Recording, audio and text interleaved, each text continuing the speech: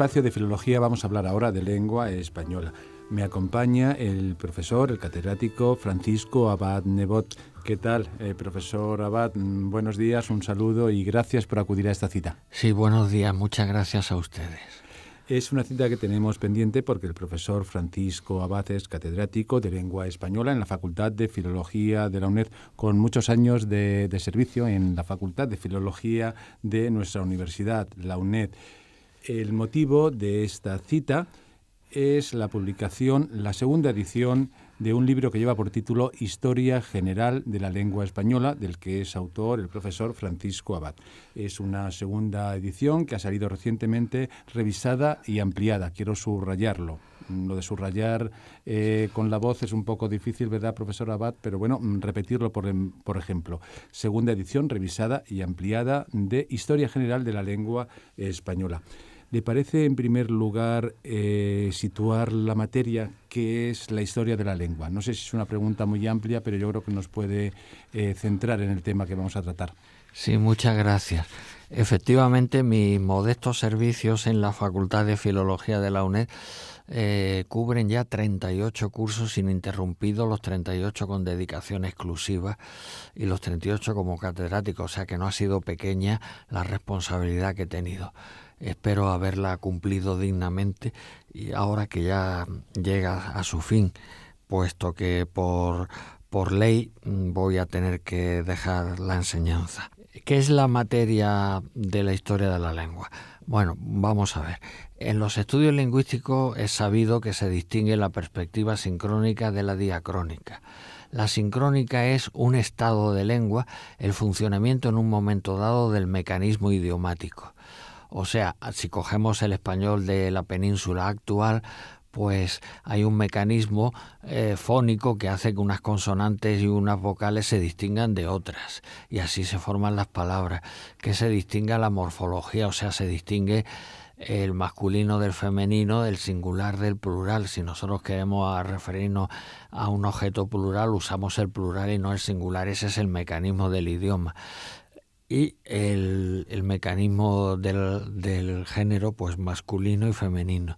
A propósito de esto, y porque es de mucha actualidad, tengo que decir que idiomáticamente no es un abuso de machismo, ni mucho menos el usar el masculino para referirse al masculino y al femenino a la vez. En las lenguas existe el término marcado y el no marcado. El término marcado es el específico, por lo tanto el femenino sirve para el femenino y nada más que para el femenino, mientras que el masculino sirve para el masculino y el femenino. Por lo tanto, desde el punto de vista de la lengua, sin ninguna connotación ideológica, es un disparate y una ridiculez decir, como aquel ejemplo de algún político que decía vascos y vascas, etcétera. Quiero decir, eso no hace falta hoy día, compañeros y compañeras, etcétera. Compañeras sirve para las compañeras, compañeros sirve para las compañeras y para los compañeros a la vez. Por eso digo que eso obedece a un mecanismo meramente idiomático y no hace falta hacerle el desdoblamiento. Bueno, y esos son los estudios sincrónicos. Y luego están los estudios diacrónicos, que es la formación de la lengua. Como dijo un día don Damaso Alonso, el español actual es el resultado al que ha llegado evolucionando el latín que empezó a hablarse en la península en 218 antes de Jesucristo, cuando los primeros latinos ponen su pie en los primeros romanos, digamos, ponen su pie en la península. Entonces, aunque desde hace décadas ha habido una gran eclosión y desarrollo de los estudios sincrónicos, o sea, del sistema idiomático en un momento dado, los estudios no han desaparecido ni pueden desaparecer los estudios diacrónicos, aunque desde hace varias décadas, sobre todo en Norteamérica y luego por extensión y por imitaciones en Europa, la primacía de los estudios lingüísticos son los sincrónicos, que además se han tecnificado mucho en el sentido, quiero decir, que se han especializado mucho y se han hecho muy abstractos. Es muy difícil hoy día para un lector primerizo entender muchos de los libros que hoy día se publican de lingüística sincrónica y teórica. Pondré el primer ejemplo que se me viene a la cabeza. La gramática en 2 tomos grandes de las Academias de la Lengua, publicada en 2009, tiene pasajes que son de difícil comprensión si no se tiene ya un conocimiento previo de la materia, puesto que muchas veces tiene pasajes sincrónicos y técnicamente difíciles, precisamente porque se hace apelación a hechos cognitivos, etcétera, que eso hay que tener una preparación para saber entenderlos. En fin, esa es la diferencia que hay. Y digamos, dicho muy vulgarmente y coloquialmente, que están mejor vistos los estudios sincrónicos que los diacrónicos, pero tan importantes son unos como otros.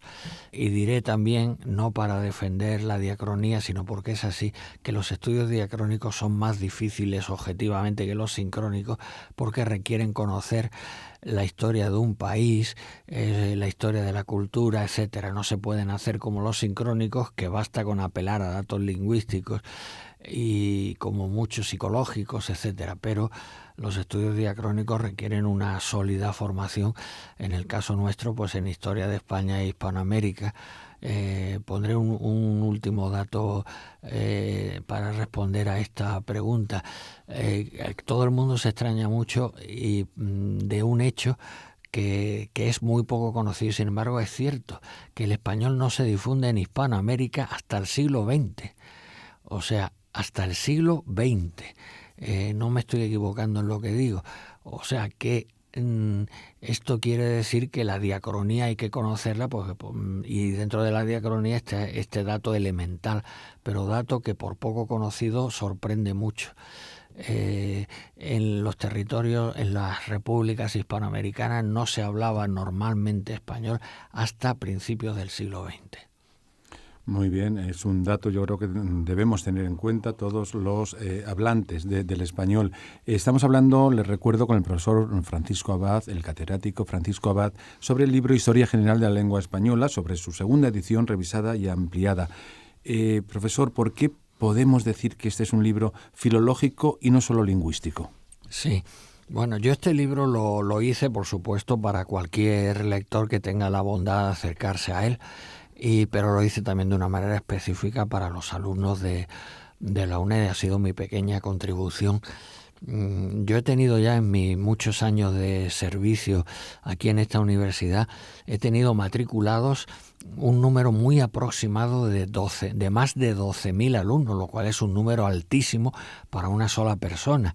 Y aunque yo he tenido ayudas en las correcciones, pero ayudas establecidas por el Consejo de Departamento y por lo tanto no arbitrarias, ni que yo haya hecho ninguna trampa, sino oficiales. Sin embargo, la docencia la he llevado yo personalmente siempre, y de ahí ha salido, por ejemplo, el libro que hice para teoría literaria cuando yo estaba en teoría literaria, que era una historia de las doctrinas literarias en España, que sin faltar a la humildad diré que es la primera vez que alguien ha hecho, y está publicado por la UNED, y la UNED tiene en su catálogo la primera historia de las doctrinas literarias en España que se ha hecho. Luego se ha hecho otra, formando parte de un volumen más amplio, se ha hecho otra como un tomo de la literatura española que ha publicado Crítica, dirigida por nuestro colega y amigo el profesor Mainer. Pero tengo que decir que el capítulo del siglo XX de las doctrinas literarias en España no puede resultar más desafortunado, y esto se lo he dicho yo al autor de ese capítulo, que es un colega de la Universidad de Murcia, por la sencilla razón que está hecho muy sesgadamente. Se cita a quien se quiere, no se cita a quien no se quiere, se hacen alusiones a concursos de oposición, pero se dicen medias verdades, etcétera. En fin, en mi modesta opinión, y repito que se lo he dicho al autor y se lo he dicho por escrito, es muy desafortunada. Pero por eso el que yo tuve la ocasión de hacer para mis alumnos de la UNED de teoría literaria es la primera exposición de la historia de las doctrinas literarias en España. En fin, esto iba a por qué es un libro filológico. Bueno, no es lingüístico solo, y antes he aludido a ello, porque la historia de la lengua requiere datos que son estrictamente históricos incluso geográficos. Hay que saber en qué geografía se habla la lengua española, y de eso no se ocupa una gramática, de eso se ocupa un manual o una exposición de la historia de la lengua, en qué geografía se habla, desde cuándo, en qué cronología. Antes se ha aludido también a la extensión de la lengua en América. Hay que saberse la historia de la cultura, claro, hay que saber qué era el humanismo, hay que saber quién era, tener una idea de qué eran los humanistas de fines del XV y comienzos del XVI. Por ejemplo, los hermanos Valdés, Juan de Valdés y Alfonso de Valdés, Alfonso de Valdés, al que ahora se atribuye, quizás con no excesivo fundamento, la autoría del Lazarillo de Tormes. Pero a mí me parece un exceso que las editoriales publiquen ya el Lazarillo en nombre impreso de Alfonso de Valdés. Eso no está demostrado completamente. De eso no se puede estar seguro, y porque además cambia la cronología y eso. Y no digamos ya lo que en mi modesta opinión me parece disparatado, que se atribuye el Lazarillo a Luis Vives. A Luis Vives ahora hay quien le atribuye el Quijote incluso. A mí eso me parece un disparate absoluto, dicho sea con todo respeto al autor, al que no voy a nombrar, de esa idea, pero que está publicada, vamos. Y precisamente en esta segunda edición de la Historia General de la Lengua se hace un apunte de por qué no es Luis Vives, que además murió muy joven, vivió casi toda su vida en el extranjero, y que se sepa nada más que escribió en latín, como todos los humanistas, que no escribían en lengua vulgar sino en latín, en cierto grado, vamos, porque el propio Juan de Valdés escribió en romance castellano, y además lo defendía, la lengua que me es natural por haberla mamado de nuestras madres, etcétera, haciendo apología de las lenguas vulgares. Por eso digo que hay que conocer muchos datos de la historia. Hay que conocer el condado de Castilla, porque si hoy día no se postula los primeros, lo que se han llamado los primeros bajidos de la lengua, o sea, los primeros testimonios de nuestra lengua patrimonial, no son solo los de San Millán de la Cogolla, con las glosas emilianenses, sino hay quien postula que es en Burgos.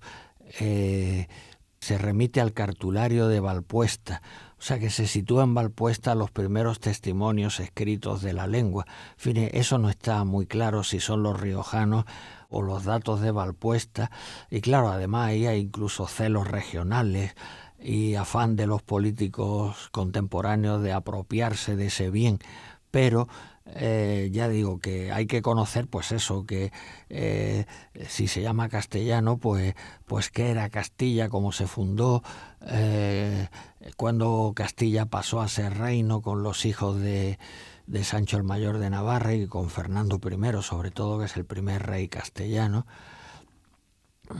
etcétera. Luego vendrá Alfonso VI, la toma de Toledo en 1085, la sucesiva desaparición de las hablas llamadas mozárabes. Digo llamadas mozárabes porque hoy día tiende a utilizarse poco el nombre de mozárabe.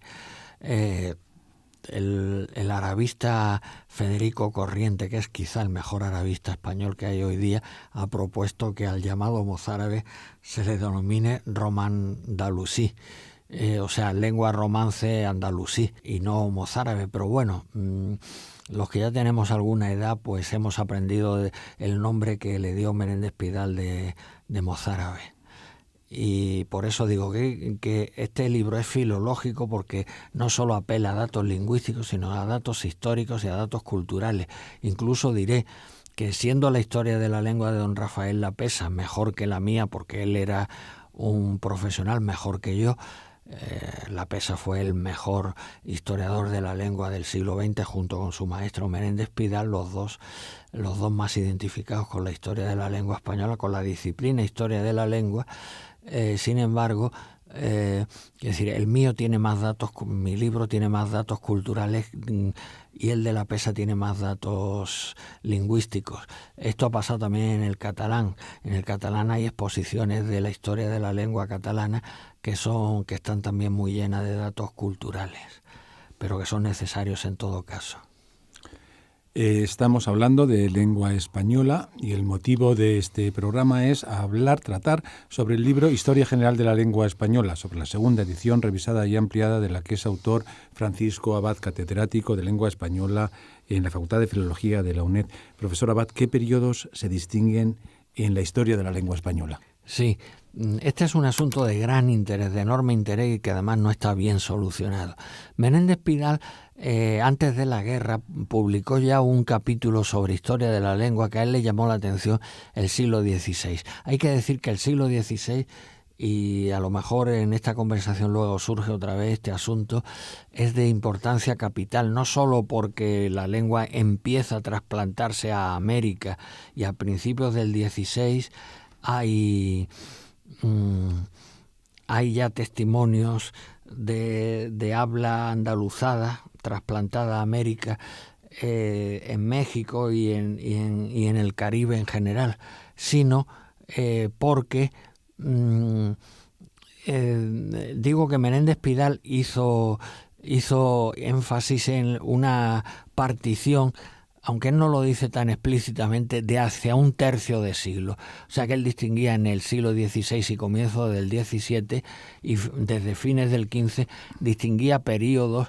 El primero lo llama periodo de Nebrija, que son los últimos años del XV y principios del XVI, luego periodo después del de Nebrija, el periodo que cubre más o menos la época de Carlos V, luego la época de Felipe II y luego fines de Felipe II y comienzos del siglo XVII. Mi exposición se ha fundamentado para toda la historia de la lengua justamente en periodos de hacia un tercio de siglo. Yo me he formado en historia en el Colegio Libre de Eméritos con historiadores de primera fila como el desaparecido don José María Jover, y Jover insistía mucho en clase, lo recuerdo perfectamente, que cada tercio de siglo cambia el mundo. Digamos que los historiadores piensan, dicho coloquialmente, que cambia el mundo, que hay otra manera de ver la vida, las circunstancias son distintas, etcétera. Incluso en épocas tan aceleradas de la historia como las que estamos viviendo últimamente, claro. La Facultad de Filología que yo conocí de estudiante tiene muy poco que ver con la actual en la que profeso como profesor, o al revés, la actual tiene muy poco que ver con lo que se estudiaba antes. En este manual que yo he hecho con mucho gusto para uso de los alumnos de la UNED y por supuesto de cualquier lector interesado, en este manual se periodiza un tercio de siglo desde el siglo XIII, porque en las épocas anteriores es imposible distinguir un tercio de siglo porque no hay documentación y porque la lengua se está empezando a hacer. La lengua en realidad solo se puede decir que es una lengua para todos los usos, con Alfonso X, que es 1252-1284, si no me equivoco.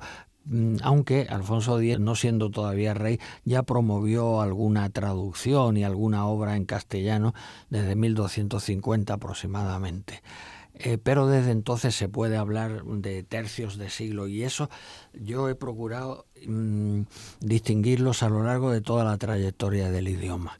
He seguido en lo que he podido, para no complicar más las cosas, las periodizaciones de Menéndez Pidal, aunque Menéndez Pidal ya he dicho que en un trabajo de antes de la guerra distinguió con cierta nitidez los periodos de hacia un tercio de siglo, luego lo fue diluyendo eso, y cuando se ha publicado póstumamente su Historia de la Lengua Española, que es la primera obra que hace autoridad en la materia, después va la de la PESA y después vamos los demás, se ha diluido en su Historia de la Lengua. No se sabe, o no sé yo, y no sé si lo puede saber alguien, porque ha estado en manos ajenas, aunque de su familia, de su sobrino nieto Diego Catalán, que era un catedrático de primerísima fila. A pesar de eso, se ha diluido un poco la periodización de hace un tercio de siglo, y en su Historia de la Lengua incluso el siglo XVI aparece un poco más diluido.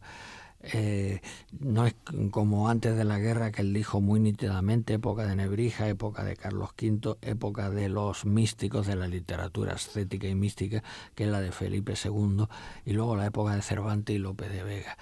Sobre todo en el extranjero se critica mucho esa idea, que yo modestísimamente he seguido de La Peste y de Menéndez Pidal, de hacer alusión a los autores literarios en la historia de la lengua. Se dice que, claro, que esa lengua no se hablaba, y por eso Amado Alonso criticaba mucho que se hable del español preclásico, porque la lengua del siglo XV, la lengua hablada, no era preclásica ni era clásica, era simplemente lengua hablada. Y se habla preclásica porque son los autores anteriores a los llamados siglos de oro, que son el XVI y el XVII, aunque esta denominación también es vitanda, o sea, no debemos usarla mucho, porque tiene connotaciones incluso imperialistas, el pasado glorioso, etcétera. No. Entonces, lo que íbamos diciendo, que la lengua española se puede subdividir en tercios de siglo, desde el tiempo de Alfonso X aproximadamente, y hay que intentar procurar que los cambios, por ejemplo, fonéticos o sintácticos, etcétera, tienen otra cronología. O sea, la lengua hablada, llamada lengua común o lengua vulgar, hay que distinguirla de la lengua literaria. Eso hay que hacerlo siempre y tenerlo muy presente, y la cronología de una y de otra no coinciden. Y una última pregunta para cerrar esta conversación, este espacio. ¿Cuál es su siglo más relevante en esa historia de la lengua?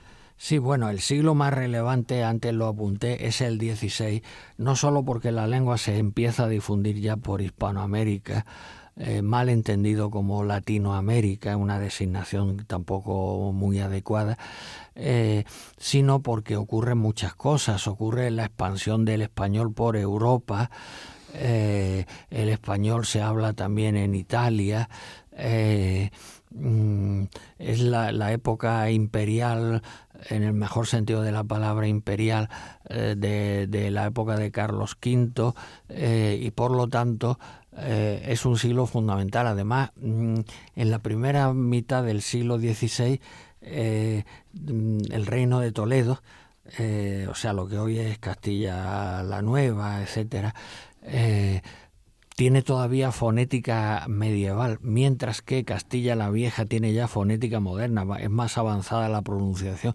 O sea, yo siempre he pensado en lo mismo. Si Garcilaso hubiera vivido más años y se hubiera encontrado con Santa Teresa, los dos estaban geográficamente muy próximos, de la provincia de Toledo a Ávila, y sin embargo Garcilaso usa todavía la pronunciación medieval y Santa Teresa la pronunciación moderna, a pesar de, ya digo, de estar geográficamente muy cerca, y cronológicamente no, porque Garcilaso murió muy joven, pero si no hubiera muerto tan joven, habrían coexistido teniendo pronunciaciones del castellano distintas.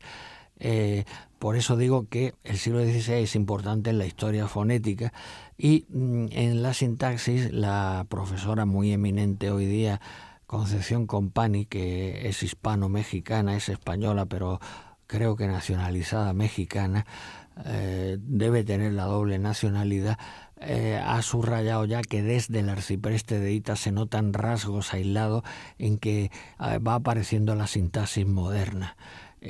O sea que el siglo XVI es de gran importancia, y no es casual que Amado Alonso dedicase todas las energías de su corta vida a estudiar el siglo XVI justamente.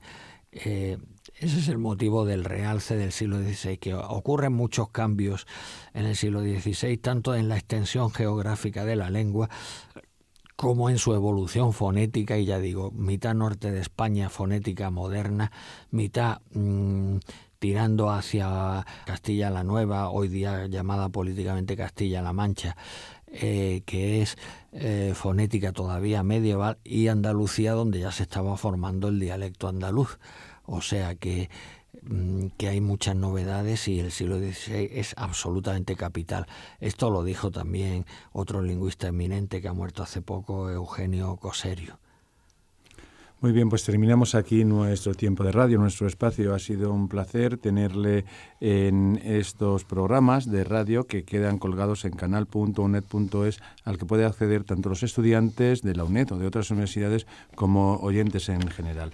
Ha sido una idea, un espacio en el que hemos contado con la participación de Francisco Abad, catedrático de Lengua Española en la Facultad de Filología de la UNED, que nos ha hablado del libro Historia General de la Lengua Española, segunda edición, revisada y ampliada, del que es autor. Un libro recomendable no solamente para estudiantes de filología, que yo creo que lo tendrán como material de trabajo, sino para el público en general, todos los interesados en esa aventura que es nuestra lengua española. Muchas gracias, profesor Abad. Sí.